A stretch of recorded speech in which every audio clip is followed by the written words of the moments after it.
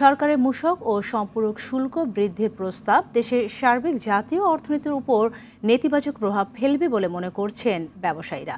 সকালে জাতীয় প্রেস ক্লাবে সংবাদ সম্মেলনে ব্যবসায়ীদের শীর্ষ সংগঠন এফবিসিসিআই এর বৈষম্য বিরোধী সংস্কার পরিষদ দাবি করেন, শুল্ক বৃদ্ধির সিদ্ধান্ত দেশের অর্থনীতির জন্য হুমকির। ব্যবসায়ীরা বলেন, ভ্যাট বৃদ্ধির ফলে দৈনন্দিন জীবনযাত্রার ব্যয় আরেক দফা বেড়ে যাবে।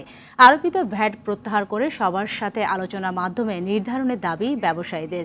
শিল্পখাত যখন বিভিন্ন চ্যালেঞ্জের সম্মুখীন, তখন নতুন করে গ্যাসের দাম বাড়ানোর প্রস্তাব উৎপাদন খরচ বৃদ্ধি পাবে এবং স্থানীয় শিল্প প্রতিযোগিতা সক্ষমতা হারাবে বলেও মনে করছেন ব্যবসায়ীরা। কে সামনে এনে বক্তব্য দিয়ে এইটা বাড়ানোটা সম্পূর্ণভাবে অযৌক্তিক, অনৈতিক এবং ব্যবসা বান্ধব না। 16% ইন্টারেস্ট ব্যবসা বান্ধব নয়। এটাকে আমরা সিঙ্গেল ডিজিটে আনার আহ্বান জানাই।